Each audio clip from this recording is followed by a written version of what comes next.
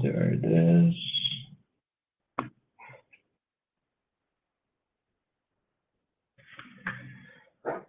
So hello everyone, this is the Lake Working Group virtual interim meeting. My name is Malisha Vucinic and my co-chair is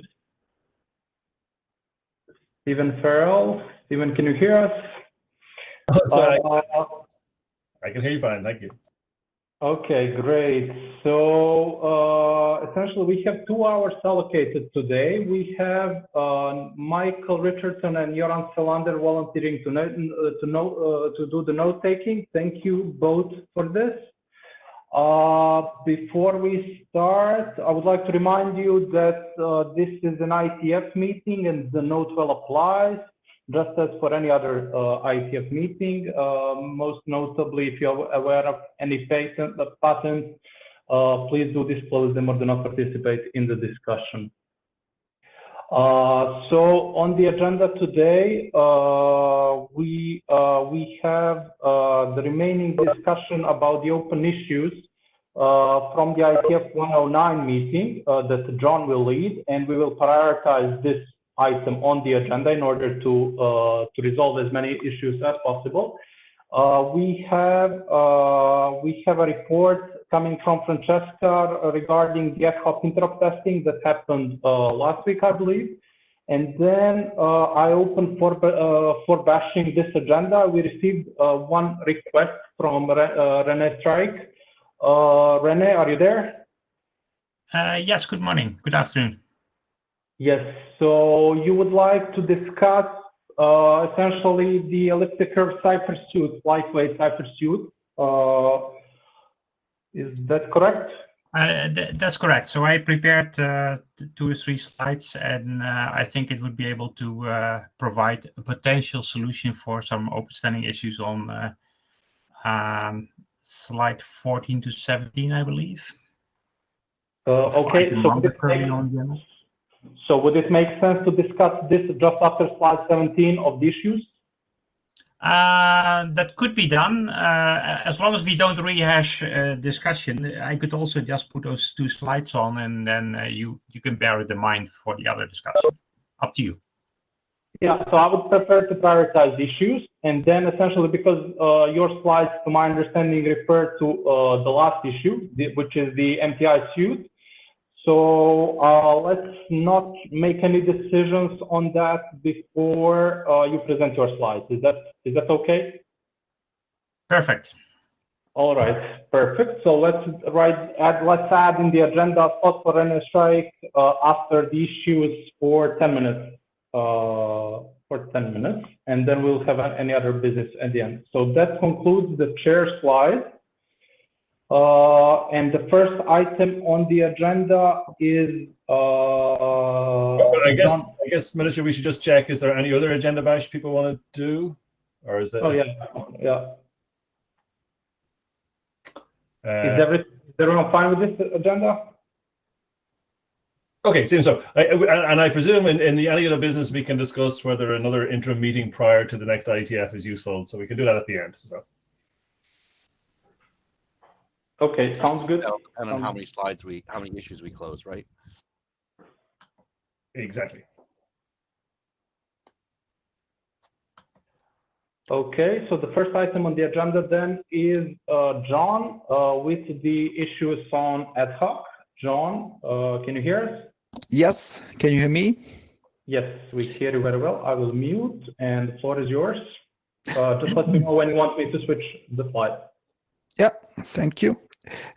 So this presentation will go through all the remaining issues. I will also shortly tell you what has happened with the issues that was discussed at the last IETF meeting, and also I think some of them needs some further discussion.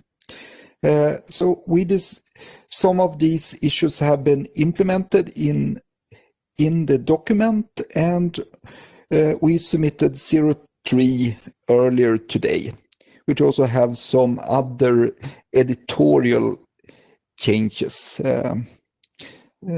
So next slide.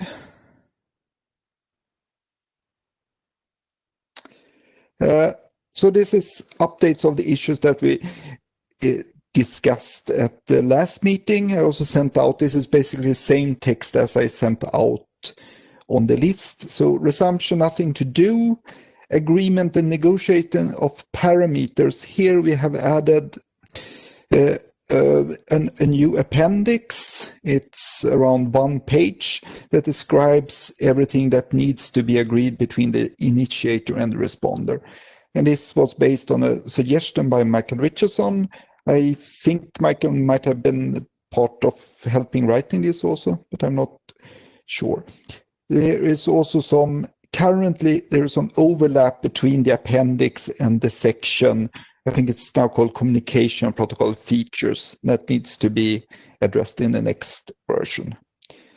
Then we had an issue on identifying certificates and peers. And here there has been quite a lot of discussion in the COSI working group. There is ongoing thread how to identify a certificate with a kid. And also there has been a request offline to add the CBOR certificates to the ad hoc test vectors. So the CBOR certificate drafts currently lack a private key to enable this, but this will be added, and then this will be added to the ad hoc test vectors on GitHub. We have also added, there was a bit, I presented the issue badly last time, and now in 0.3 there is new text on why the Sigma protocol thinks that you need to MAC the identity that is related to the public key. There is now some text on that in 0.3 and also on which things it mitigates. There's also an ongoing discussion with the certificate draft in COSI, which is related to this. That's not about identities, but it's of binding the wrong information to the public key. I think this might be something we need to come back to in the future, but not now unless anybody has a wish to do so. Then distinguish error message. So there was a request last time that we added text on how to distinguish an error message. This has now been done, but this issue has spawned several new discussions on GitHub. Marco has asked and provided an answer for how to distinguish message 1 from message 3. This seems to be more implementation guidance, but maybe there's something that also needs to be explained stricter in the draft. Then there has been a request from, I forgot from who, but to right now the error messages in ad hoc are undefined text string that the application can set to whatever they want, except for the list of cipher suits. The list of cipher suits can be automatically acted on, but everything else cannot, and it's also not standardized. So there's a discussion on GitHub whether ad hoc needs to provide standardized error messages in the form of strings or integers. John? Yes. Maybe we can open up for some discussion here on both these items. I think so, yes. So perhaps Marco wants to say something about distinguishing error messages. The first bullet was from Marco. The first sub-bullet on issue 30 was from Marco, and the second one was from Stefan Ristisov, who is not here. So I don't think he will be able to provide more than on the issue. But Marco maybe has something to say about distinguishing error messages, or someone else may have some input on what we need to specify here. Hi, Marco here. Just added one more comment on the GitHub. It's definitely implementation guidance. I don't think there's anything big to fix in the protocol itself. It's just that there's a lot of flexibility in the roles that you client, server, or reversed can take. They can have multiple ongoing ad hoc executions, and it's just important, I think, and simplifying to understand what exact message it is when received before starting anything else. I'm trying to understand why they would have multiple. I mean, they could have, I see, but Yeah. is there a use case for multiple multiple ad hoc sessions in parallel? If that's not required, then it simplifies things a lot, and probably is just sufficient to understand it's error or not. Yeah, but basically what you wanted then is to distinguish message 1 and message 3. I don't remember which solution you specified, More but than 1, 2, 3 is just that you can have an ambiguity between 2 and 3 if they have, I guess, 4 elements in the sequence. yeah, my understanding of how it should be, what the draft said is that you use a connection identifier if the underlying transport does not provide a correlation.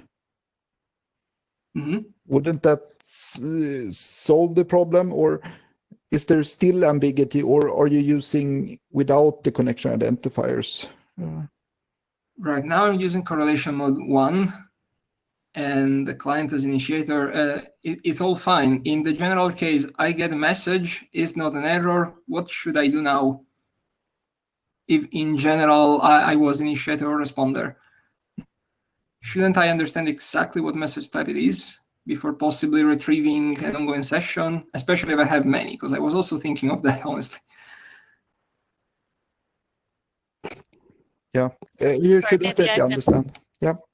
You should understand from the correlations, like this is a response, so you can correlate to the request, which means that you can correlate to which to the message. Like you can say, okay, this is a message 2 because it's a response to message 1. For example, if you're using co-op, that would be using the token, the co-op token. What if the initiator is a server?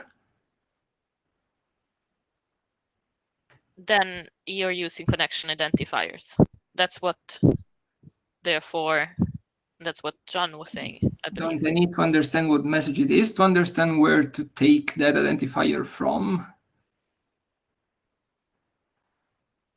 From the message again, of course.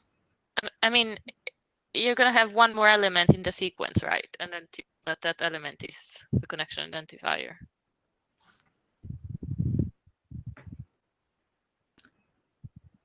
Okay, maybe it's because just I'm structuring in terms of read message 1, read message 2, and I really need to understand what to invoke and which path I should take based on what message it is. So it seemed to me like the first thing to understand, really.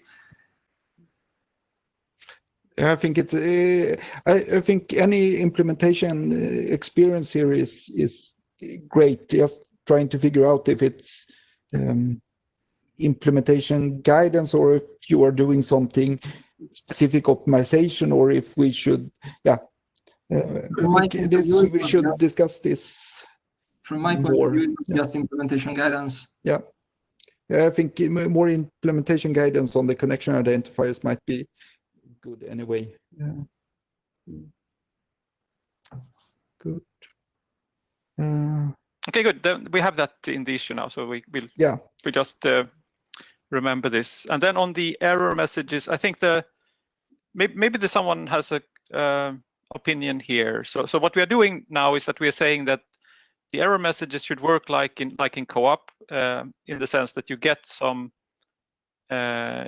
code and some text string, which is guiding the software engineer to when you debug. That's the type of error message. And it's not clear that there should be what the error messages should be at this point. That's not stated at all, or if there should be more than just error. It's also a security issue, depending on what kind of information you reveal here. So, but any opinions on that? What is needed? The opinion, it's basically a question in this issue, whether we need to have, whether we will specify or will not specify these error codes.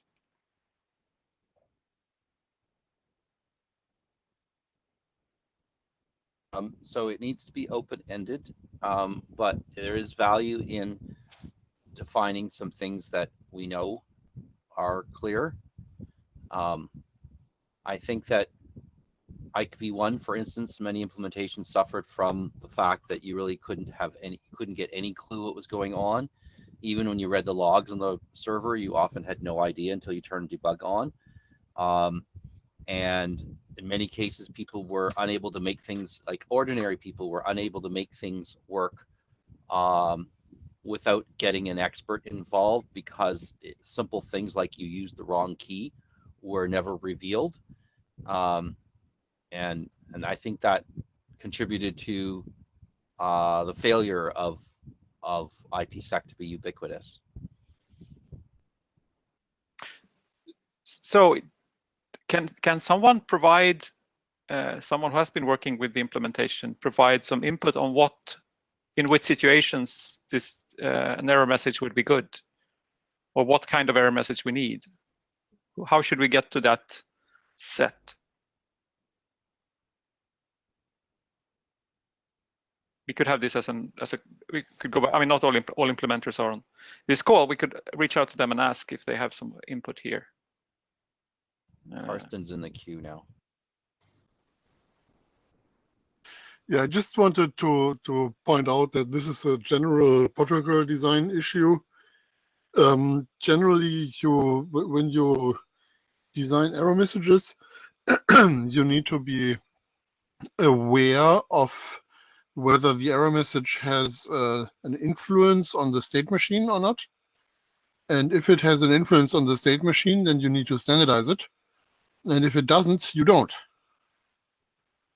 So I'm trying to understand what kind of distinction people are making here. Certainly, there should be an admonition to provide good diagnostics, but that's different from standardizing error messages. Right now, it's a general text string that the application can set to anything it wants, and I don't think the draft says anything about it, but the intention is that it should at least be logged. So maybe this is less of an issue given Google Translate, but one of the issues was, in Ike at least, was dealing with local translation of error messages. And that's where it would have been nice to have them defined. I think that it's reasonable to say that in this environment that we're not likely to get random users hooking things up. So I think that's less important, but I could be wrong. So Michael, this translation, I don't know if I got you right, but I don't think there is any need for deviating from English here in this setting. Was that? No, the point is that if you have an error number, then that number can be looked up in a table, and can provide local information in a local language about what you did wrong. Whereas the English text string is, of course, something that the other implementer made up, and therefore isn't. It could mean anything, right? So that's the thing I'm trying to say. Okay. We did this in SMTP, right? I mean, we wound up with this situation where we got nationalized bounce messages, which people realized they couldn't read. They didn't know what was wrong, and so we had to really be careful. We came back and added these dotted error messages that had more meaning, so that you could know, yes, I typed their address wrong, as opposed to their mailbox was full.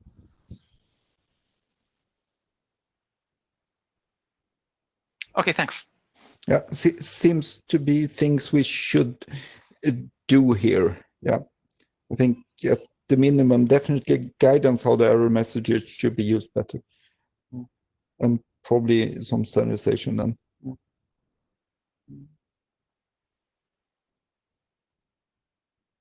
Okay, thanks. Okay. Any more comments on this slide? So just I put this in Jabber as well, just as a time check. We're nearly 25% of the meeting passed, and yeah, we have the first slide only gone. Yeah, so let's try and move along. Let's move on. Then here also updates based on what we discussed last time. We have done the transformation from HKDF to more general extract and expand. And for SHA-2, HKDF is used. For shake, KMAC is used. And got several questions on this, and the intention is not to standardize any new cipher suits, but like all COSI algorithms, shake can be used with a private cipher suit. And this change does not affect any current implementation. Then the second future-looking issue that we discussed last time was to look at implementing ad hoc in terms of a chem. I tried to do this for both the signature and the static Diffie-Hellman. The signature mode maps quite well to unauthenticated HPKE interfaces. The only difference is that HPKE force extract and expand in one step inside the HPKE functions, while ad hoc use them as two different functions and use the intermediate keys for things and derive several expand several times on the same intermediate key. Then the static Diffie-Hellman does not map well to HPKE at all, unfortunately, or it could be made to map, but HPKE do generate key pair inside its encap function, while ad hoc relies on doing generate key pair outside of encap. And this is an essential optimization in ad hoc. So at least my conclusion is that we should not do this change. It changes key derivation quite much, which could have been worth doing, but the problem is that it also increases message size quite a lot for the static Diffie-Hellman. So I don't think this should be done. I think it might be worth considering to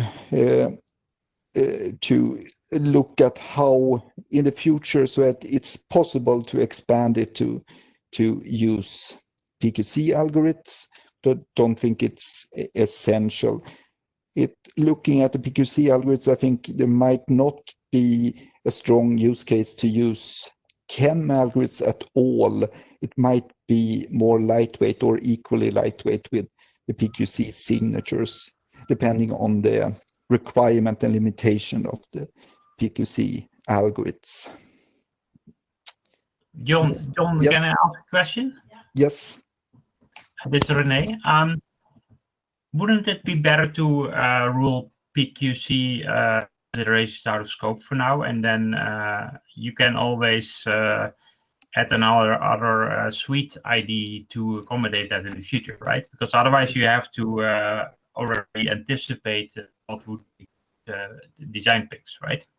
Yes, I think what I was considering here is that maybe with PQC you need to send an array of byte strings instead of a single byte string. So I don't know if it even would be any changes to the protocol messages, but it would be good to make sure that if somebody wants to use a PQC algorithm in the future, they can define such a cipher suite. For example, I think you might need to send the chem ciphertext in message 3 with the PQC chems, which you don't need now. So, but I think you need to come back to if that requires any. But doing anything except very small things to prepare for the future, everything is out of scope. Yeah. All right. Yeah. Good. Next slide. So here is an issue that was not discussed last time, but has been implemented in 03. At the last meeting, we had received a request to register cipher suits with high security following aligning with CNSA. And after that, we have received a second independent request to do exactly the same thing. There was also a request to make a more general, non-constrained, but not high security cipher suit. So 03 adds 2 new cipher suits, one aligning with CNSA. It's the AS256, and then it has a second cipher suit with AS, GCM, and curve 25519. This aligns nicely with what is used very commonly on the web. Maybe it's not absolutely most common because RSA is probably more common than ECDSA, but this would probably be the second most common used algorithm combination on the web today. John, Renee, one question here, like yes. Actually two, but so the first dash item on the suite, the CNSA suite, would it make sense to also kind of to codify somewhere what the impact is on the byte count? I don't know. Maybe then I guess that should be done for all the cipher suits. Yeah. And this is the of course. I'm asking is because in the past I understood that the 51 bytes was a very hard limit for some applications, but yeah, some of these definitely don't accommodate that, right? No, if you want to reach that 50, or it's even a little bit lower than 51 after headers is 45 or 46, then you need to use 8-byte tags and 32-bit public keys. All right. And 64-byte signatures, yeah. Okay. So these cipher suits are not fitting for these use cases, but not all the cipher suits need to. The requirement is that we have one cipher suit that fits these use cases. Okay, and the other question I have is you mentioned several independent requests. Is there any source for that? Like, would it help that some people articulate that on the mailing list to understand what the background of those requests is?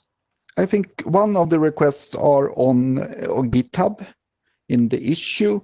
The other request we received offline from a very large US company, but I don't know if they want yeah.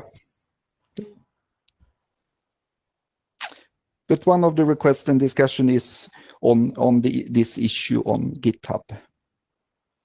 Yeah, because if let's say if you go for CNSA suites, some of the optimization techniques that in my kind of layman version of looking at the lake effort have less impact, right? Because yes, like some of the optimizations, they have a diminishing return if the initial byte count is already higher, right? Yes.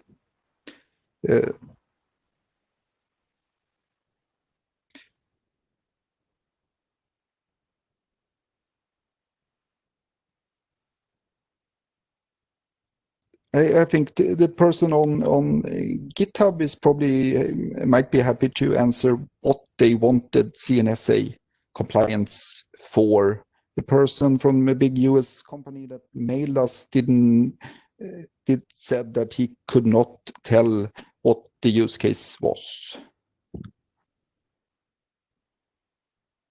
So I don't know. But we thought adding, if people have use for this, adding cipher suits is quite easy. We have 48 of them with a 1 byte. Yeah, and basically unlimited with more bytes. And this algorithm doesn't have to have one. I mean, that could easily take 2 bytes, I suppose. This. Yeah. So we have plenty of cipher suites. Yeah. Did you want? Was it a question about message size, or did you want more message size calculations in the draft, René? I I don't think it's really required, but I do remember that there was this protocol comparison draft in the LVIC group, where there was a comparison between different IETF efforts and what is the impact on message sizes, right? If some of these calculations don't make sense for this, I don't think it is required to go through a very lengthy effort to codify it, but maybe add a line that some calculations only apply for suite 0, for example, right? I think that's already clear in the LVIC document. It defines exactly what algorithms is used. But, okay. Okay. Any other questions on this? Otherwise, let's move on.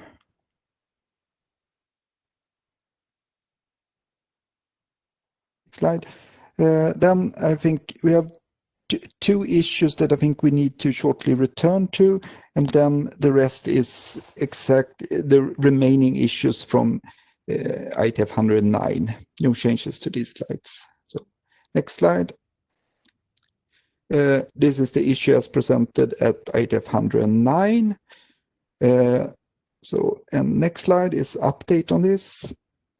So this rekeying the OSCORE AAD, this has been discussed. This was presented and discussed at the core working group, and this discussion has continued after IETF 109.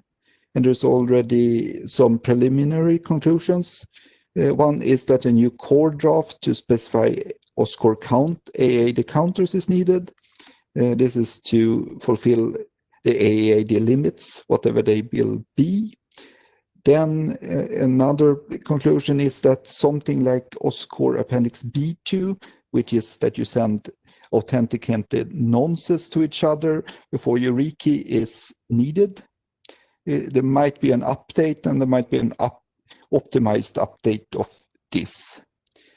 And then the discussion has been that it would be good with lightweight forward secrecy. For example, i.e. a hash chain at some level. And one comment was that it would be good if this is done in ad hoc. We have since received some other comments that maybe it's good to do it in OSCORE. I think both are possible. Only difference would be where you want it. Do you want it in OSCORE without ad hoc, or do you want it in ad hoc without OSCORE? We have in 03, we implemented a hash chain of the key PRK4X3M, which is the last key in the ad hoc key hierarchy, which is used to derive the application keys. So this hash chain is made by running the exporter, updating the key itself with the exporter, and adding a nonce to guarantee that you don't get any short cycles. I think it's still for further study whether this nonce is a counter, a random number, or a counter plus random number. But in high level, the cryptographic principles on this, now when I look, they agree quite very well with what Kartik suggested already a year ago, I think. And I think the whole idea with the lightweight forward secrecy is based on that. But yeah, any comments on this? Otherwise, this will continue in core also. But and John, this is Melissa. I just have a clarification question. The nonce, you say that the nonce it can be a counter random number or counter plus random number. So I'm wondering, how do you synchronize this? I mean, do you exchange messages? I'm not clear on the mechanism exactly how it works. So Appendix B2, in Appendix B2 in OSCORE, you exchange some nonces with each other in the KID context, and then you derive new keys, and that you use. Yeah. So basically, the idea here would be that you do that, and then both parties reach out to OSCORE and get a new key with forward secrecy. And the the random numbers and all the messages, whole OSCORE messages sent by the initiator and the client, that could be the nonce to the ad hoc exporter, or it could be you could do it with a counter in ad hoc, and then OSCORE just ask for a key, or you could have the counter in OSCORE and OSCORE ask with a sequence number, or you could combine these in any way. The suggestion from Kartik was to use both the sequence number and the exchange messages with the nonces. Okay, but I'm confused about the whole mixing of ad hoc and OSCORE part, because Appendix B2, to my knowledge, is OSCORE. So yes. Then this is the exchange of nonces that happen. And now you are saying essentially that these nonces get used in the ad hoc exporter interface to generate a new key for OSCORE. Is this correct? Yes. So what OSCORE normally do is that it calls the ad hoc exporter interface, give me a key. In this case, OSCORE would call ad hoc exporter, and then it would call, at some point later, it would call this ad hoc exporter forward secrecy function with a nonce to update the key in ad hoc, and then it would call the ad hoc exporter again to get a new key. That is the second key in this PRK4X3M hash chain. Okay, that is clear. That is clear. Yeah. But we are essentially making, we are making the assumption that OSCORE is running above ad hoc, right? For example, this could be any application protocol calling this function. But you need the nonce. You need a nonce, which might be a counter, yeah. But yes, you need the reason that you want a nonce in this is because otherwise it might, if you have really bad luck, in practice it's probably work anyway, but theoretically the hash of the key could be the same key again, and then you have a cycle of length 1 which just repeat itself. So typically in cryptographic primitives, you want to add something so that you can guarantee a long cycle. Okay, and do we need any review of the cryptographic construction of this? It doesn't hurt, but right now I think let's work more on the practical details. I think the cryptographic parts are not the hard parts here. Maybe it's more synchronization problems and so on. But absolutely, all cryptographic review of this at a little bit later state, or right now also, and further suggestions, of course, welcome. Okay, so essentially we are proposing to move on to work out the details about the synchronization of counters, and then to come back to the review of the crypto mechanism itself. I think if someone wants to be involved in the discussion, that's very welcome right now. If you want to contribute or be part of this fleshing out the details, that's definitely welcome. So it's no reason to wait if you have an opinion here, I think. But it's not really finished, all the details. So yeah, if it depends on I think all help right now is welcome, but I don't think Lake Working Group needs to ask for external review at this moment. That can wait until this is a little bit more finalized. So Mike, to you. So the high level answer is that we will rekey in ad hoc, not in OS core. That's what I understood. Did I misunderstand that? Yeah, this suggestion is to make a hash chain in ad hoc. Yeah. Okay. But it would be possible to make the same hash chain in OSCORE, and it has different benefits and disadvantages. So maybe both things will be standardized in the end. So this part is just allowing, as John said, it's just allowing OSCORE to reach out for ad hoc and get something. It doesn't exclude that OSCORE does something itself.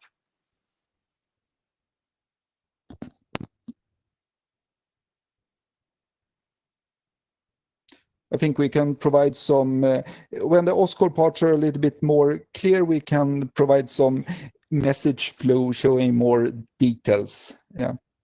right now, this is what this new function is what is specified in EDOC 03. Okay, so what I hear is that we need to keep this issue open, keep working on it, and then come back to the working group with more details. Yes. Okay. Good. Any more comments? Otherwise, I think we move on.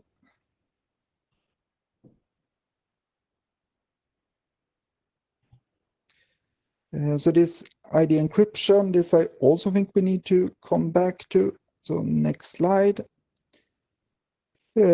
We discussed this at the last IETF, and the agreement in the group was that we should try to make something similar like TLS 1.3 sequence number encryption, basically making a table from each COSI algorithm to an encryption algorithm without integrity and use that.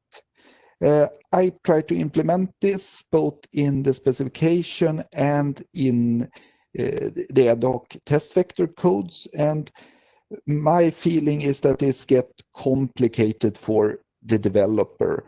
TLS use only the block cipher mode of these algorithms, and already that is a bit cumbersome, but ad hoc encrypts more data and would need to use AES CTR in stream cipher mode and the CHA-20 stream cipher.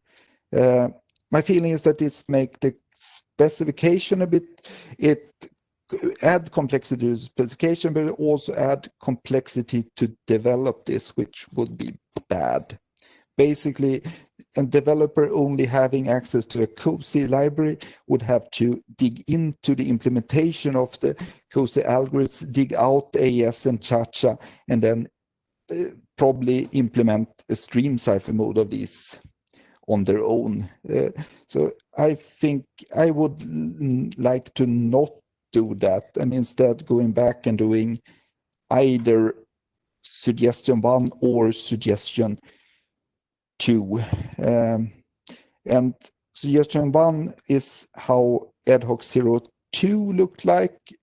Basically, you generate key stream with HKDF expand. Option 2 would be to encrypt message 3. Encrypt message 2 just like message 3, and then remove the tag if there is a well-defined tag, which there is for all current and foreseeable future COSI algorithms. And this is implemented in ad hoc 03, but I don't have any preference really between these two options, but I think both of these are easy to specify and develop. So I think we should choose one of these. Any comments on that? You preferred option 2. No, not really. No. Okay. But option 2 is implemented in ad hoc 03. Option 1 here is implemented in ad hoc 02. We got some previous version wrote that we use the source cipher, which is associated with bad security because people use it with a short key and so on. But I think so if we use that, we should fine-tune the text a little bit to not to get less negative comments, so people don't react on this and think it's weak. But I don't really have a strong opinion about this, and so far I have not received any comments on GitHub. But if people don't have any comments here, I think we just keep this issue open and wait for more developers to comment on GitHub.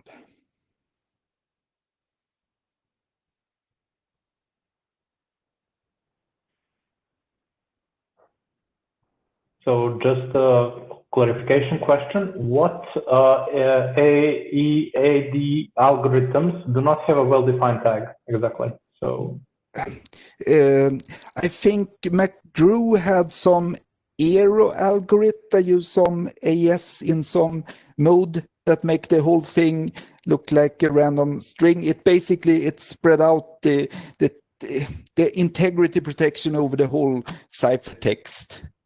You can do that if you have some 2-pass encryption algorithm, but I think none of the common algorithms have, all the commonly used algorithms have a well-defined tag.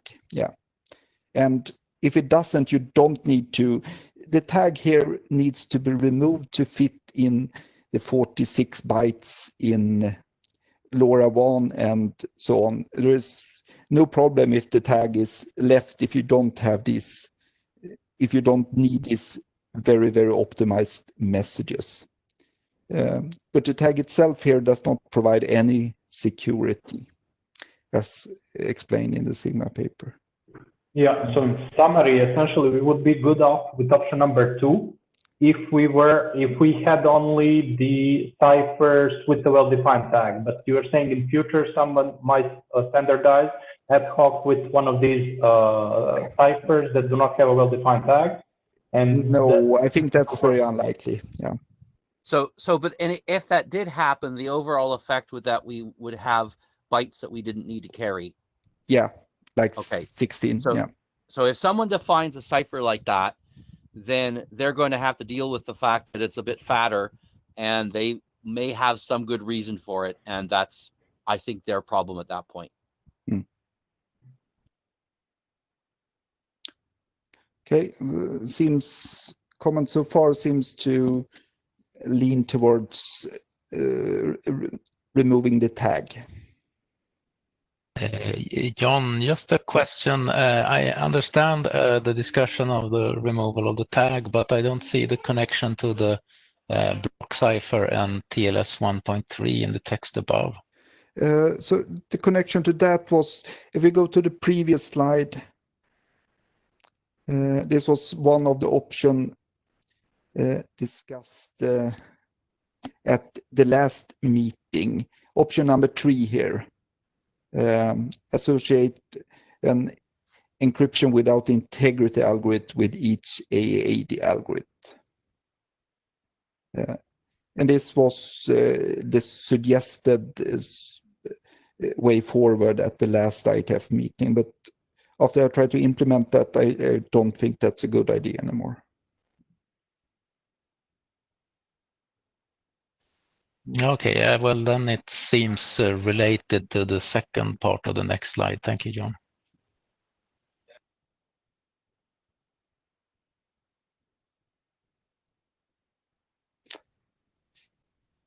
Okay, then I think if there's no more comments directly, I think we invite more people developing ad hoc to come with input.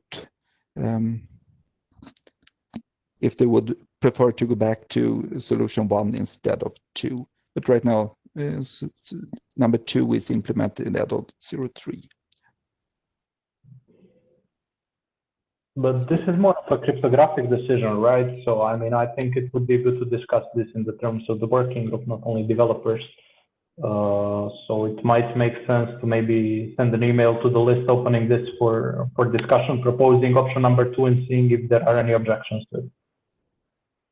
Yeah, I think number 2, it's quite easy to see that it does not have any, it's basically, it achieves the same thing as AES, what we suggested last meeting, but just in another way.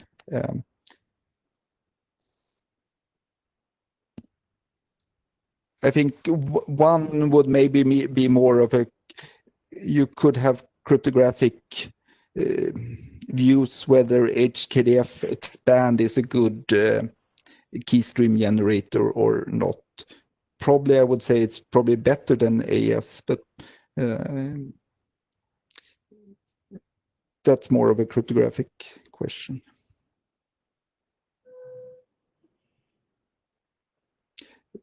But sure, we could, I can, I think I already sent this to the list, so hopefully we can get some comments there also. Okay, so for the time being, I propose we move on with option number 2. keep it open in case anyone has any feedback.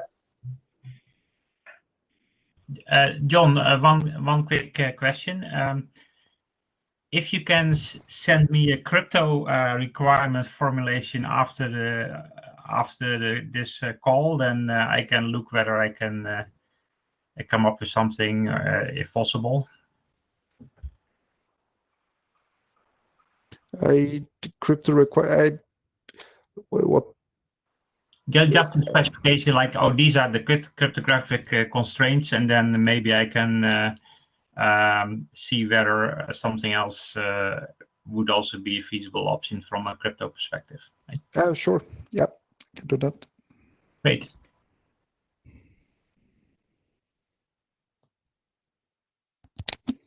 So next slide.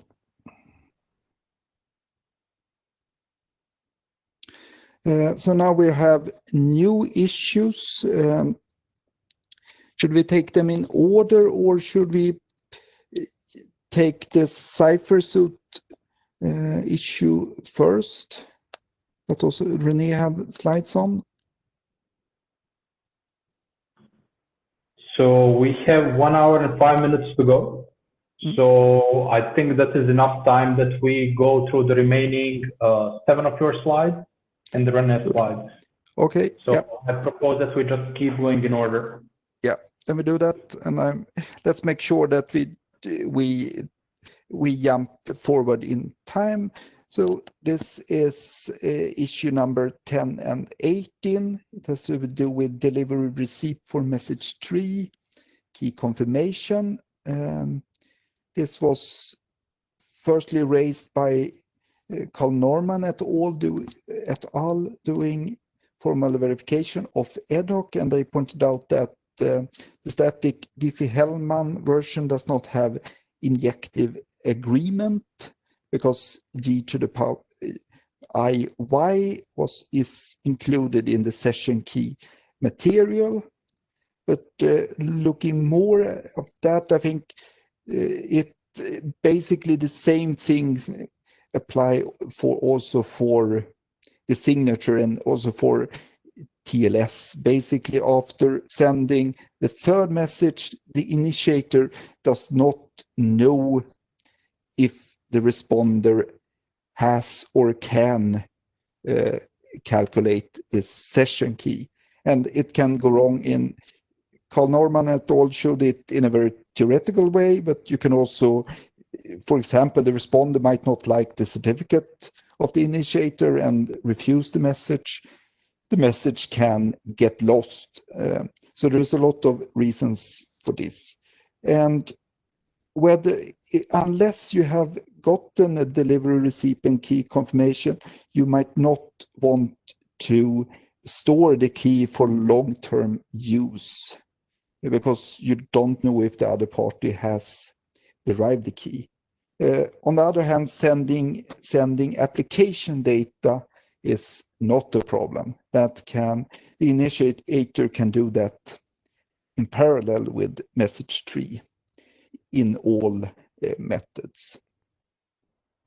And this has been discussed on the list. There is an draft in core, draft Palombino, core OSCore ad hoc that allows the messages, the application data and message 3 to be sent together. This and if you then require a response, this solves some of this problem in some of the scenarios, but not all.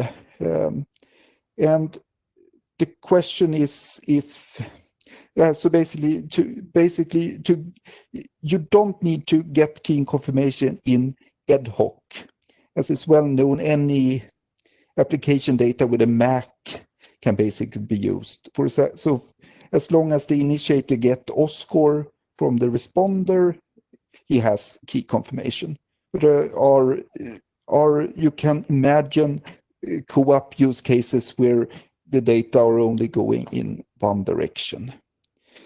So one suggestion has been to add an optional fourth message to ad hoc, and this should probably not be it should be communicated somehow or requested by the initiator if this should be sent.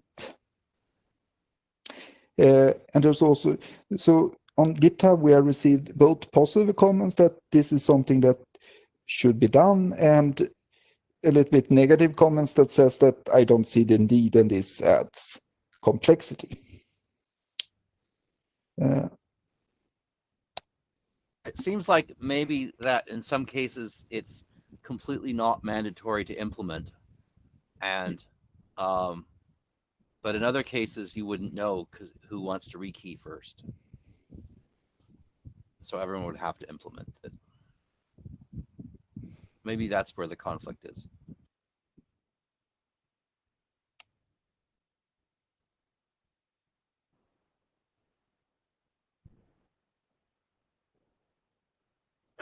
So if this is not mandatory to implement, then the initiator cannot request this. I mean, that needs to be agreed beforehand that this is supported.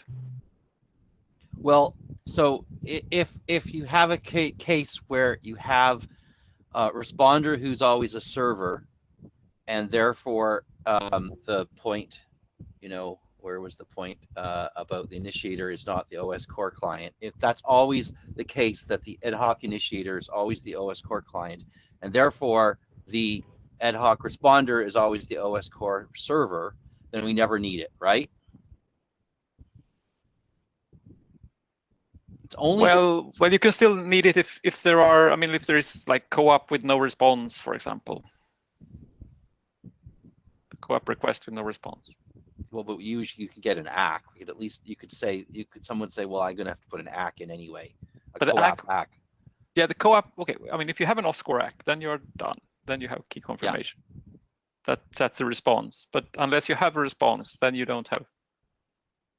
Yeah.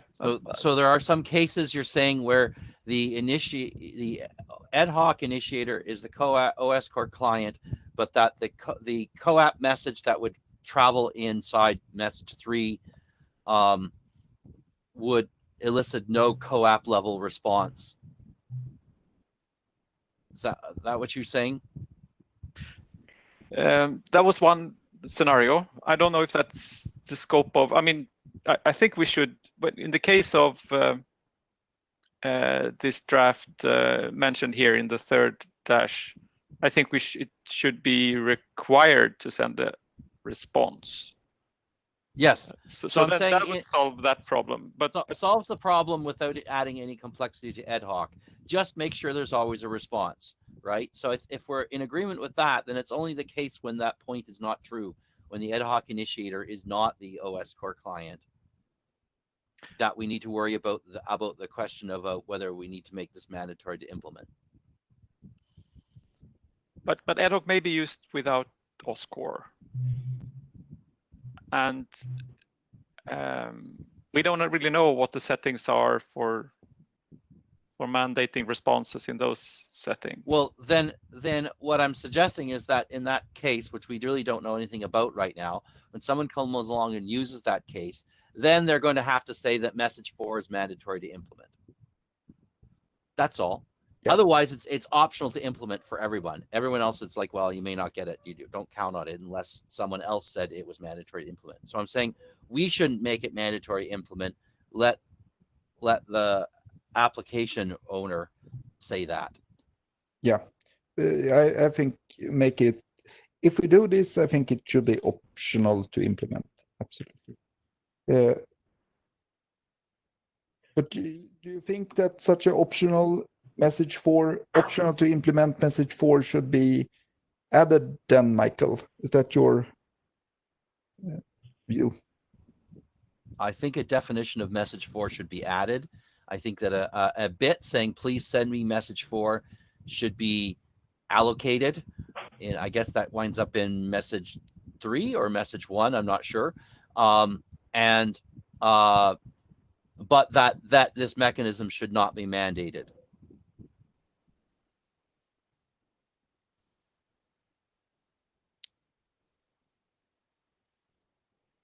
Good.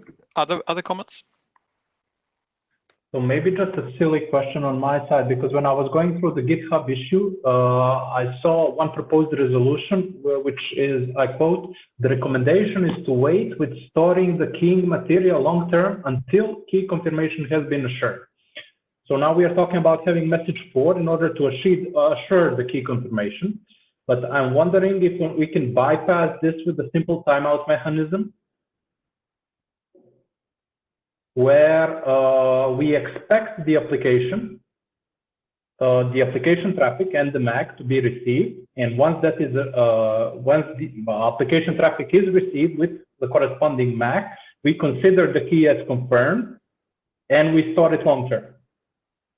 Am I missing something, or? I think the question is if we can or should always require application layer messages right after ad hoc, or if we want to rely on ad hoc to provide the key confirmation in some cases. Yes, okay, I see. But I mean, we are not relying implicitly on what I said. We're not relying on OSCORE. We are relying on any application layer mechanism. Yes. Any application layer, secure application layer messages, basically with a MAC would do.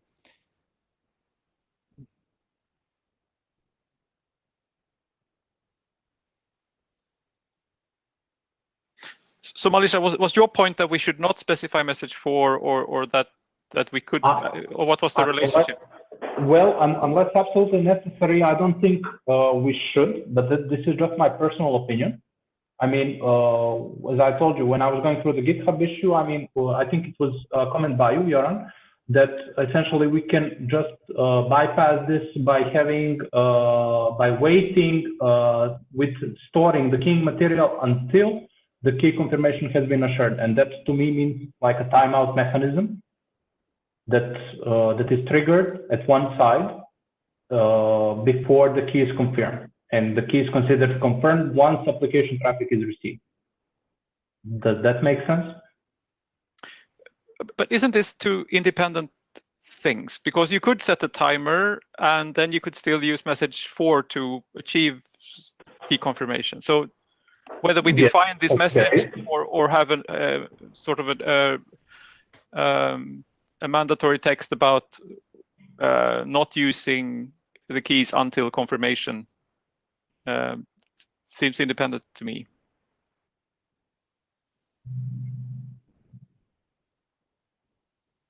But okay, my point was essentially that, I mean, if you have the key confirmed by the application traffic, you don't need message 4. And that the application traffic implicitly confirms the key. So maybe I'm missing something, okay. Well, no, I mean, the problem is that we don't really know about the applications, and we don't know whether applications is able to confirm within the time frame. So maybe that message 4 would be the right way to get key confirmation at this point, and then at some later unknown time this is actually used. So maybe the application doesn't really know, cannot really say for how long time you need to wait before the application is actually using the keys. But you want to have the keys ready after you've done the handshake. I think one use case lifted by Carl Norman and the people doing formal verification was that you use ad hoc without any application layer, just as a authentication to a door or something, and then you just store in the log that you have done this, and that would require key confirmation. Yeah. Yes, I follow that, and I agree with that. But of course, you could. I think the question is: do we want to enforce that they use the application layer protocol in addition to ad hoc in these cases, or do we not?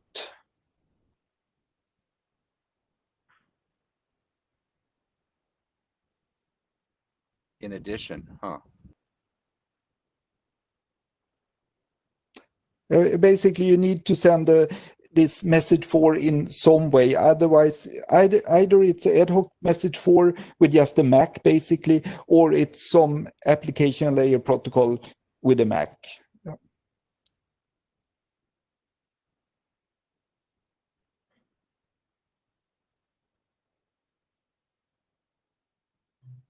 So yeah, I guess if the cost of adding message for as optional as Michael said is not too high, I guess we can go and then make it standalone, make ad hoc standalone and not rely on the application traffic. I guess that's good one. But that would mean we would always send an extra message? No. I said in case there is no implicit confirmation of the application, we have message for at our disposal to confirm the key. Right, but it doesn't have to be mandatory to implement. No, I agree. Okay, so conclusion seems to be we specify a very simple message for that basically only contains a MAC. You signal that in message 1 or 3 with a bit in some way. It's optional to use and it's optional to implement. That seems okay with me. Okay. Any objections? Otherwise, let's do that and move on to the next issue. So here's an issue about TEE assumption. This was also raised by the formal verification. They wanted more clearer assumption on where ad hoc and OSCORE were implemented. And basically, trusted execution environment has gone from basically only being a key storage like TPM to being a general execution environment like Intel SGX and so on, or Intel ARM Trust Zone. So the question is, what should we give any guidance in the ad hoc draft on what should be if possible, should be implemented in a TEE? Can also write, if you implement this in a TEE, you get this additional security benefits.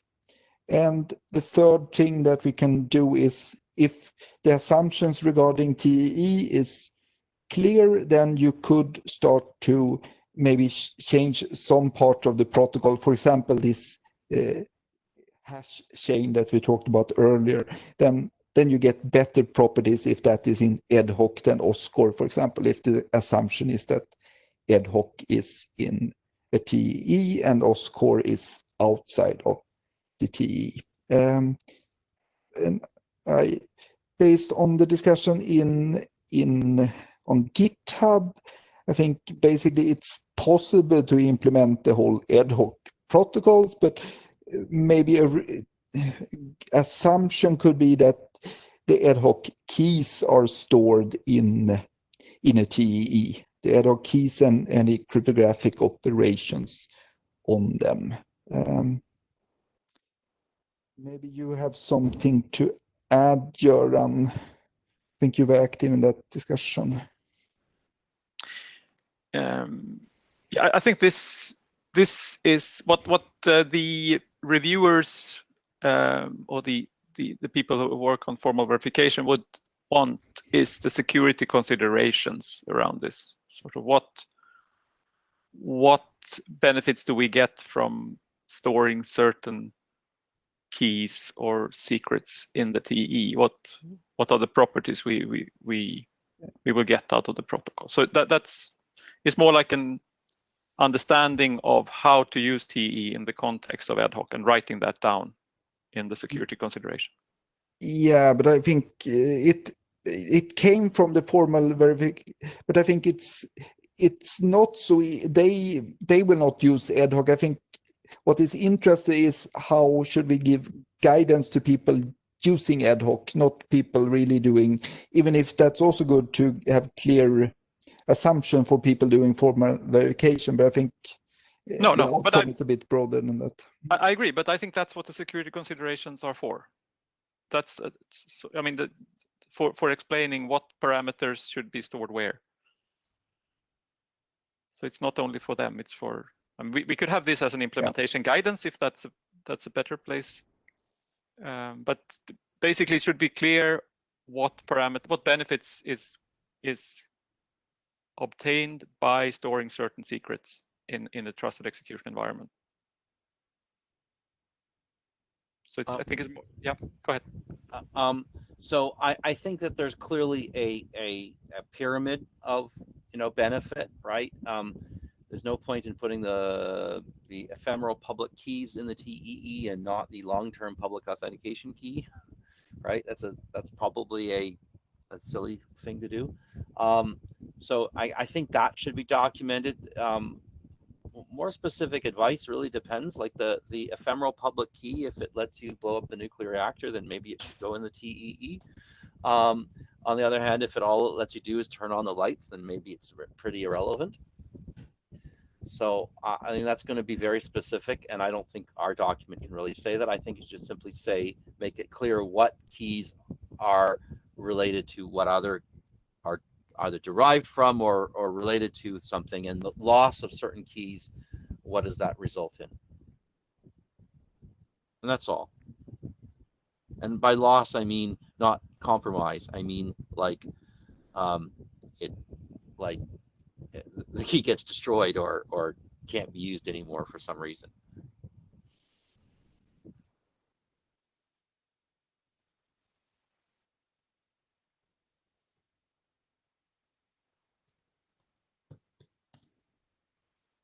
Do we need more guidance here, John? What to do? I think I think what Michael said is a good start. I think unless we have any very clear, I don't think we will have any. I think implementations will look very different, and we have to allow any type of implementation. I think we can only give guidance, as Michael says, explain what happens in different cases if you Michael talk about destroy keys, but one thing is if X is compromised, then Y is not compromised if it's stored in TEE. I didn't. Where would the keys be destroyed? Would that be outside or inside the TEE, Michael? Like imagine if I do a firmware update and it decides to reinitialize the keys, right? So that may be perfectly acceptable for the ephemeral public key to be regenerated at a firmware update, but that the long-term public authentication key is in the TEE and therefore is never affected. But another device gets their coding wrong and some update actually destroys their long-term key because that was an oops. They didn't realize they shouldn't do that, right? Yes, destroying the keys is not the security problem. It's more a availability problem. It sure is if it leads to somebody deciding that they can't deploy this or that they want to use something weaker, right? Okay, yeah. Okay. Yes. So can I jump in with a time check? I think we're heading for about 40 minutes left. I'm not sure this issue is really on the critical path. No. Let's move on. Then we have forward and backward secrecy. These are, I think we have this. We have already discussed this in the AAD key thing, but basically rerunning. One option to get forward and backward secrecy or post-compromise secrecy is to rerun ad hoc.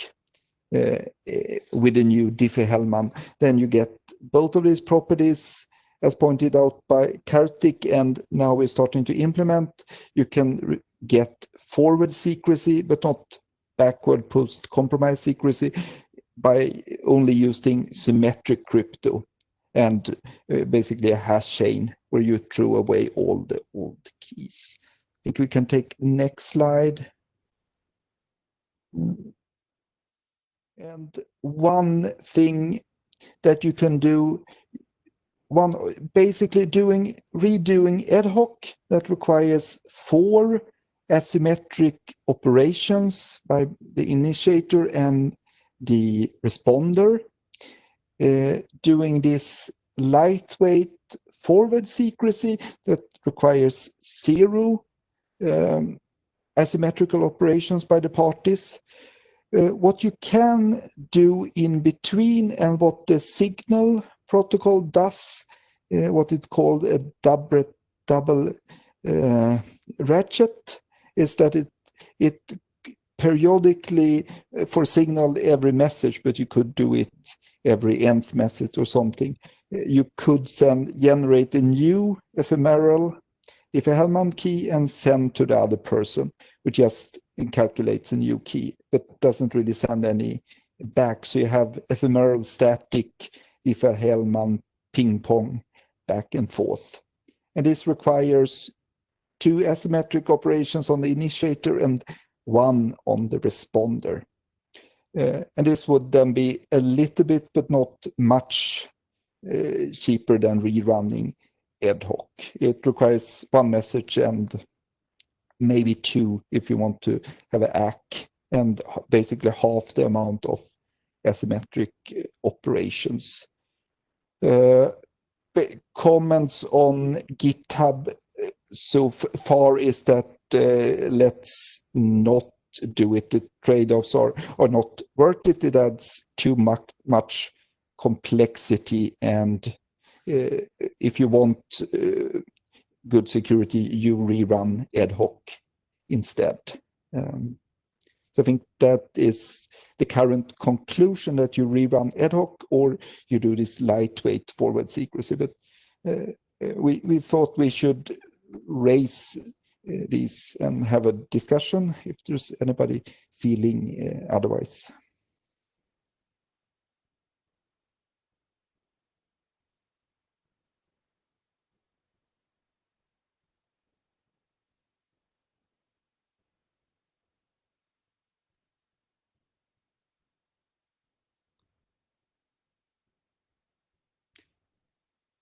Doesn't seem to a bit complicated.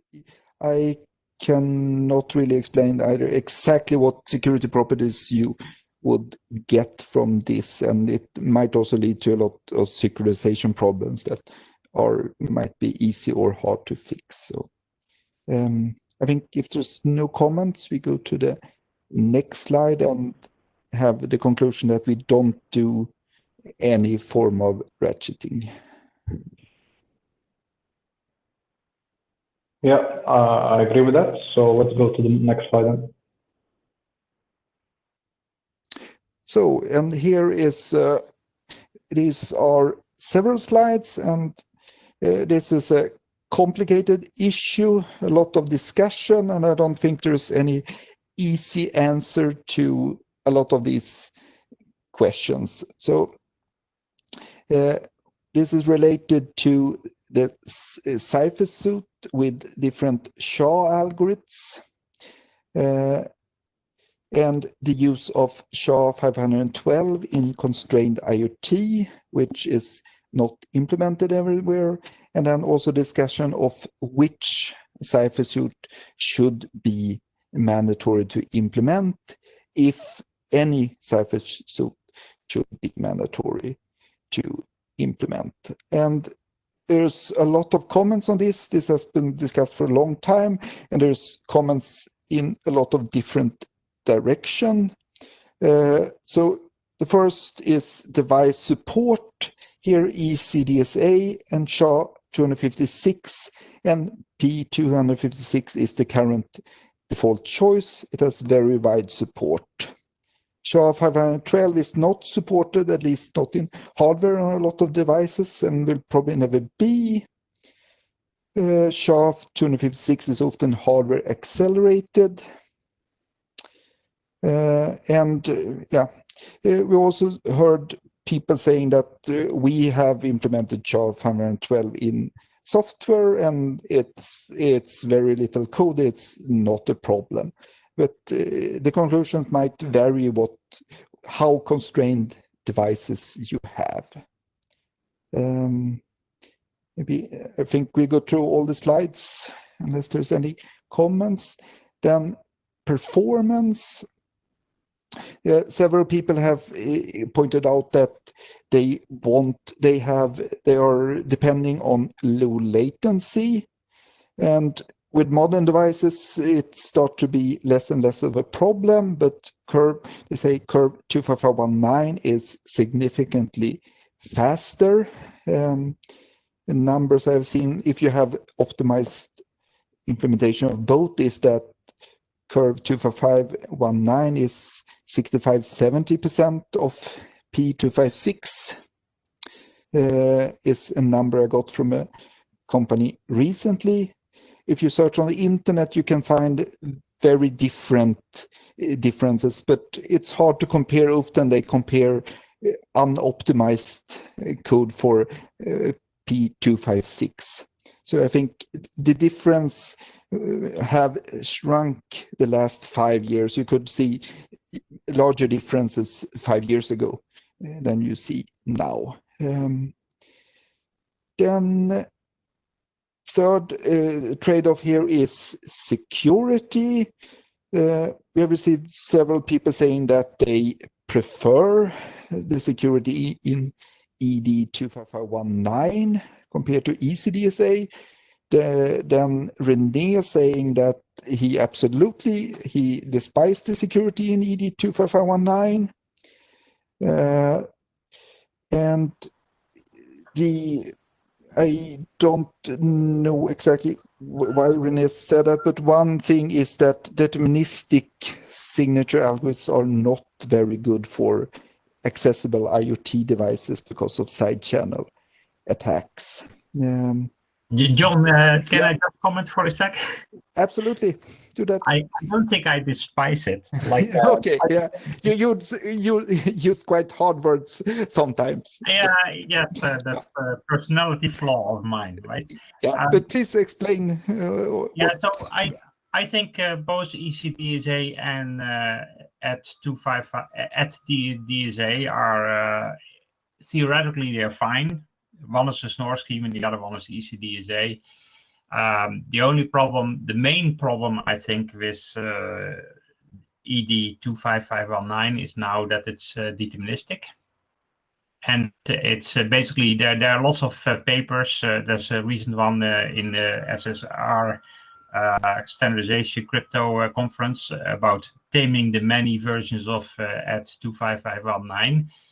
And I think that's the main problem. Basically, the specification has to be fixed to make it usable in all IoT settings. That requires getting rid of determinism. Yep. Good. So next slide.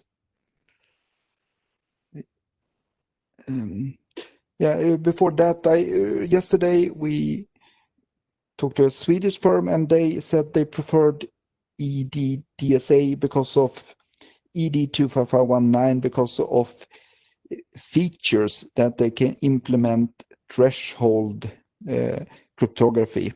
There is a quite new CFRG draft on threshold cryptography with Curve 25519, and they said that they can do with Curve 25519, but not with P256, at least not in an easy way. So question here is, what should we have as the MTI cipher suit? If anything, it does not seem to be an ideal. Support is important, so if you have a single, it seems that ECDSA and P256 might be the option. But other people there's a lot of people also wanting the security and performance of ED 25519. So a different group of people wanting different things. But the question is, do we have to have a mandatory to implement algorithm?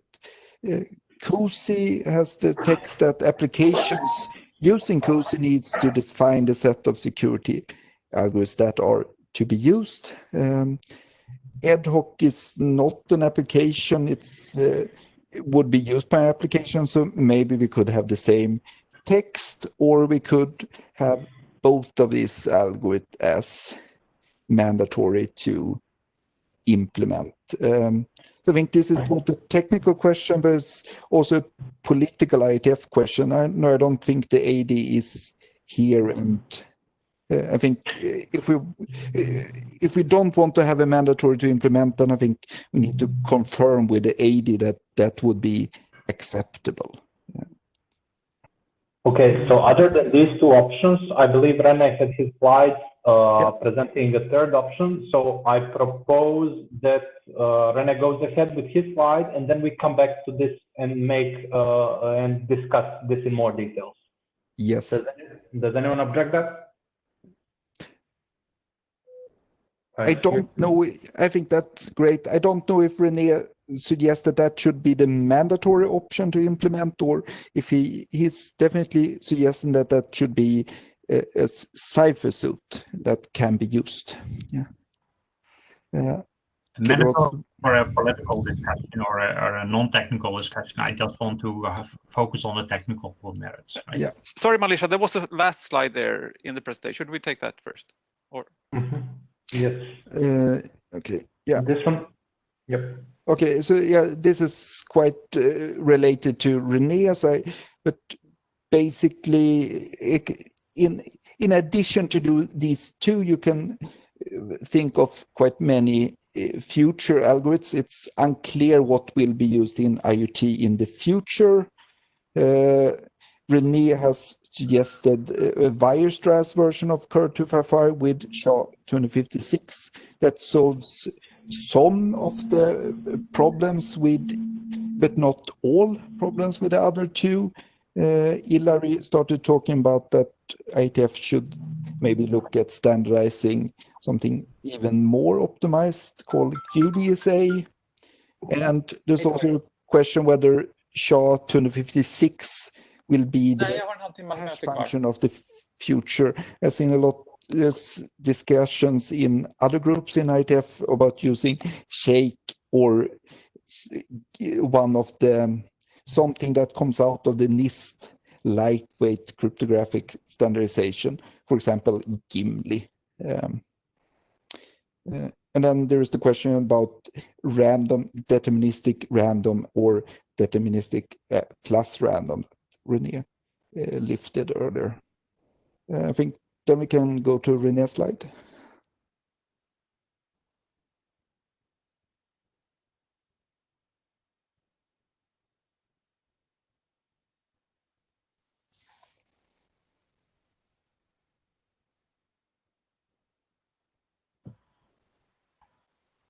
Hello. I just wanted to ask for some time, and I'm grateful that I was given the opportunity to discuss a potential option for a cipher suite in the ad hoc protocol.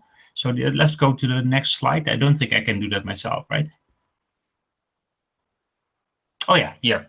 So this slide looks very busy, but essentially, if you look at the first column that is listed as ECDSA 256 and ECDH 256, that is a cipher suite that's currently supported in ad hoc as option 2 or 3, with some symmetric component as well. And it uses the well-known NIST P256 curve, SHA-256, and ECDSA or vector Diffie-Hellman with KDF based on SHA-256. The second column, it is ad hoc suite 0 and 1. It uses the AD 25519 signature scheme. and it uses X25519 as the Diffie-Hellman key agreement protocol. And if you look at those two columns, you will see that there are some sticking points. So one of them is, it's not clearly visible, is that if you use the second column, then you have to use Shout 512 because it's used as the fixed building block in that signature scheme. The other feature is that it's a deterministic signature scheme. And if you look at the Diffie-Hellman component, you will see validation checks as a row item just before the end. It's more lenient in the X25519 protocol because basically every incoming public key is accepted, whether it's on the curve or the so-called twist of the curve. What I would like to suggest considering is maybe there's room for another suite that looks a little bit like the NIST well-known ECDSA and cofactor Diffie-Hellman in terms of formatting and in terms of the curve equations. Because I think that would actually lower the implementation cost, especially for implementation that either want to implement both, or maybe they already have the X25519 under the hood, or they have already existing hardware. So let's go to the next slide. So the next slide is just basically rephrasing the Cypher suites that are currently suggested in ad hoc. And I suggest basically adding another suite, and I only focus on the public key components, where essentially, instead of using the NIST curve, we use an equivalent of curve 25519, but it's whipped into a format that fits right into the NIST specifications. And it's called, in the speak of the LWIC draft I have on this, Y25519, where Y stands for Weierstrass. And the main features of that are that devices that are currently out there, they may have a generic implementation that features that allows implementing NIST curves and all kind of other curves, like a Brainpool, for example. So they can just run it on an existing hardware implementation. An example is NXP has done that. So there's something on that in a document. Oops. I think there's an oops.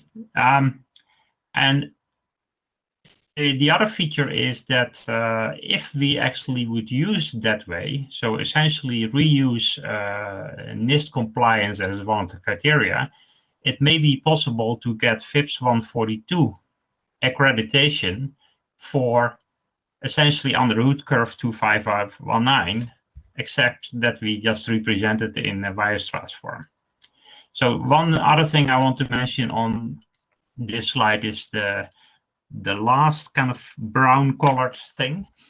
It's if people already implemented curve 25519 using the so-called Montgomery ladder, they can just reuse 99.9% of that code, just add a little wrapper to implement what I suggest. And I think it goes too far to go into the details, but I have some further reading on the next slide. So one thing is some IETF draft material that's listed on the bottom. So I have a draft specifying how all these so-called curve models that have been floating around the last 5 years in IETF, how they are all related, like Weierstrass, Montgomery, and twisted Edwards curves. And it's currently, I think it should go to IESG soon, hopefully.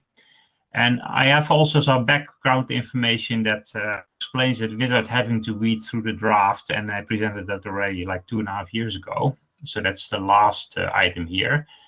Then this Weierstrass version has been specified in some form in some NIST draft specification. So if they get issued, then we see it's compatible, we can just basically make sure it's the same. So then if we use this Weierstrass curve version of, I think everybody loves curve 25519 for its speed, but in a slightly stricter way, then we have something that's compliant with NIST specification. We can use FIPS documentation. And ultimately, I think the main benefit would be that we would be able to have a device that is able to stick to FIPS 142 requirements. And I've looked at it yesterday and actually updated the LWIC document a little bit because of that. At all the requirements in the FIPS 142 document, and the latest version is has all kinds of requirements on how random number generators should work and which checks should be carried out. And from the way I read it, we can satisfy that if we would go for something like this. So that's all I wanted to bring forward.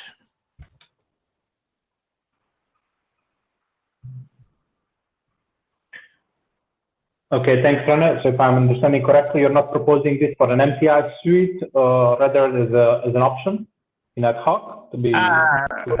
It depends on the group, you know. Like I have no, I'm not building devices. I just think this is a viable option where devices that either want to speak only curve 25519 stuff, they can do it in a NIST compliant way if we use this approach. Or if devices want to speak both NIST curve P256 and curve 25519, they can do it in a lower cost manner. And we don't have to implement SHA-256 because most, I spoke with some people at Synopsys, for example, and they don't do one bake off. They only implement things that are not tailored to one implementation. They just do one thing that is more generic, but maybe others will, right? And obviously there's a huge development base of things that are curve 2551 related, but it can be leveraged in by just using this little mapping from Montgomery to Weierstrass and back. Yeah, I have one question here. Or I mean, John listed in his slides the three things we are sort of discussing: the device support, the performance, and the security. Mm-hmm. I suppose that's covered in some of these publications. Yeah, so I think the device support for the NIST curves is quite high because it, you know, there's lots of hardware support if you look at lots of processors that are also relevant for the IoT space. But you also need to you also need to transform to yes, the transformation step is essentially just a field edition, and it's depending on, of course, how the code is being implemented. But if it's software based, it's just a one-line call to a field edition, and then a one-line call to a field edition the other way around to go back. So if you want, I can. There's lots of material in this LWIC draft to support those kind of claims, right? So I think there is support for people who already have 25519 implementation to also implement this stuff. It's actually extremely small effort to just build a wrapper around it. The performance, I think the main performance is the scalar multiplication in elliptic curve crypto. Although in ECDSA, you have to also do a so-called inversion step, which makes it slightly more expensive, but not that much. So so obviously it's the performance goes down a little bit, but it's only a few percent. The last one is sorry. Sorry, Renee. I'm just conscious of time. We're at the 15 minutes remaining. So I mean, I guess we want to discuss the concept of mandatory to implement. Yeah. Yes, Stephen. Yeah.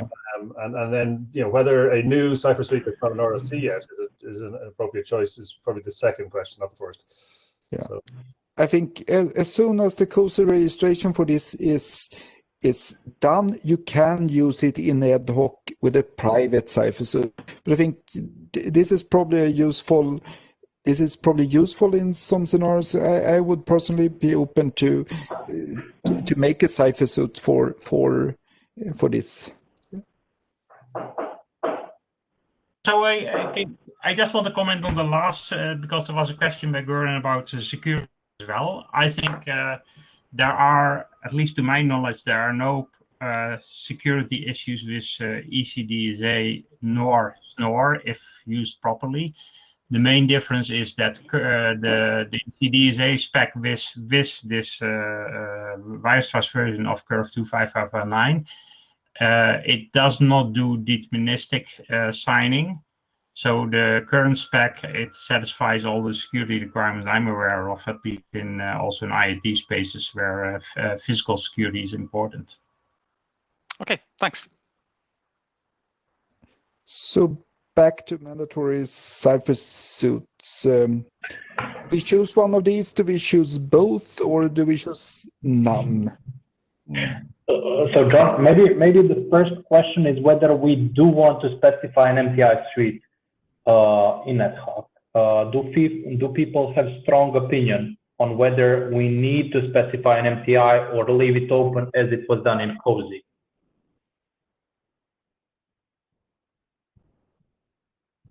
Do we have any opinions on that?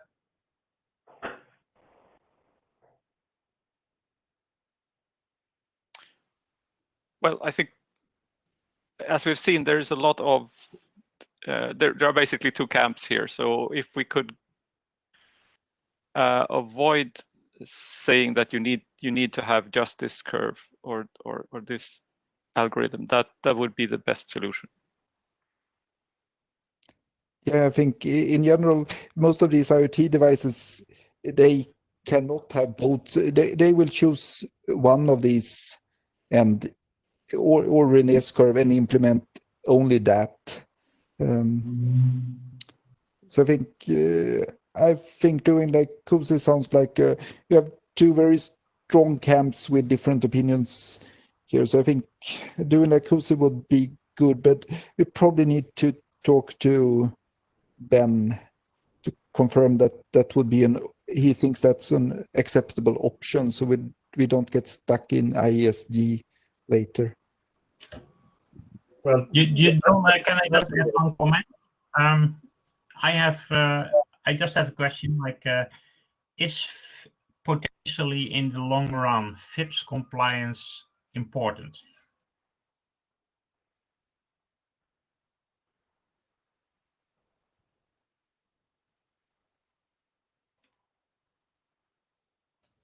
Can you clarify, René? Well, if FIPS compliance is important, then I think any solution has to be compatible with the FIPS 140-2 documentation, right? Yeah. Okay. I don't know too little, but I guess the RFC will not be FIPS compliant. It's a specific implementation that gets FIPS compliant, or which is true. So in case, for example, in case ED 25519 will be in the final version of the NIST drafts, then it would be, for example, usable in US government applications, right? The thing that I've been looking at yesterday is whether the X25519 protocol would be able to get a FIPS stamp. And currently I don't know. So maybe if you want to have a look at that as well, because I think it's important that some of these devices that you're targeting that you don't block out a particular market. And the US government market is not huge, but it's usually is perceived to be a good thing if you are also compliant with NIST things, right? So I think, again, sorry to interrupt, but we're down to 10 minutes, and FIPS compliance is probably a different issue than MTI cipher suites. Related, but different. So maybe, Rene, if you could raise that as an issue in GitHub, and it probably requires more fact. I think it's important for the application domain that you're targeting. Yeah, but I'm in the interest of time, I don't believe we have time to resolve that today, because it depends on people checking what they care about. But it's a good issue to raise. Whereas we have the MTI side in front of us. Great. So any other MTI comments except the comment from Alicia that doing like COSI would be a good, try to do like COSI would be good? So just clarification, that was a question. I mean, I posed the question. My personal opinion is that doing the COSI is more of a generic RFC and standard than ad hoc is, and that we will be losing in terms of interoperability between the implementations if we go that way. Again, that is my personal opinion. So I'm tending to vote for having an MPI suite, but I understand that there are different opinions involved. So just, I think in terms of the process stuff, one thing to note is it's kind of unpredictable as to whether you get given out, whether you get problems from the ISG or IDs with respect to this or not. It's you're trying to predict the future, and the personnel on the ISG at the time is not always predictable. Second thing just to offer as an input is, in this case, there might be an option to say something like, if a device is less constrained, then it should implement both these two cipher suites. And if it is constrained, then we'd encourage use of one of them. But we know that not everybody's going to do that. So there might be some halfway house here that makes sense.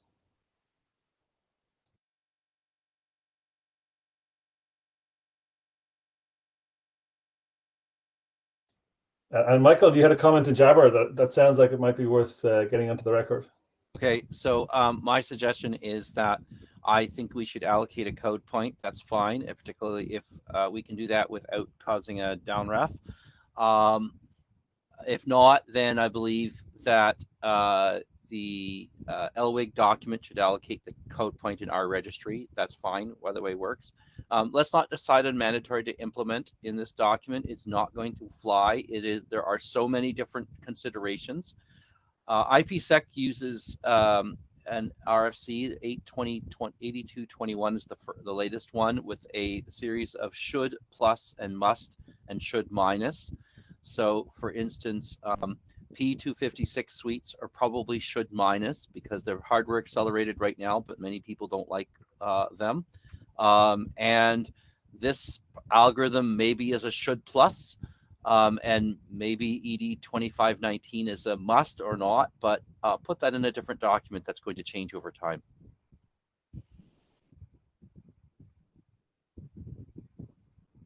Thanks. Very good comments from both. Stephen, did I get your comment right? The potential formulation is if device less constrained, then implement both. If device constrained, then implement one of these two, or what was the... It's a suggestion rather than advice that I'd recommend strongly. But That's a really good idea.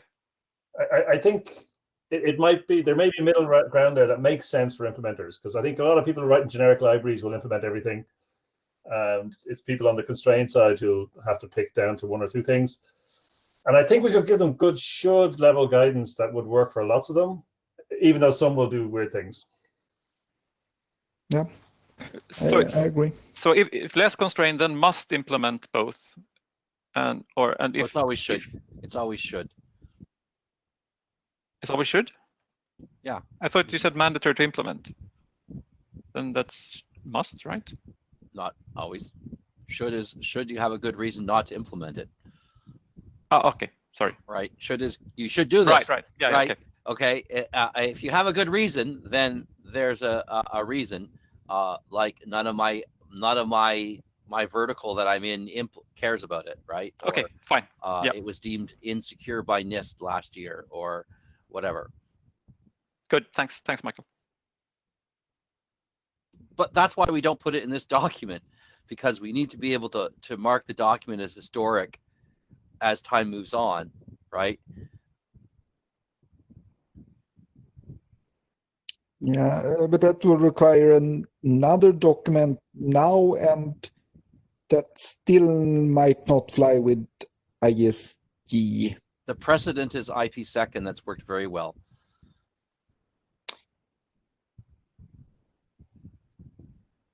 I can ask a question. How do you achieve interoperability if you don't have a common core of algorithms? Well, almost nothing is interoperable unless we agree on the connectors, right?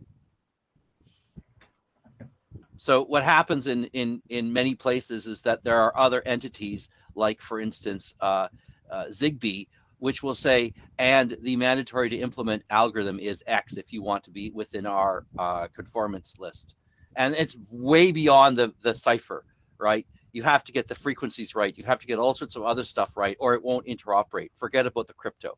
So specifying the crypto is relatively easy for them. And they are going to do a compliance check on that. So they're going to make sure it works.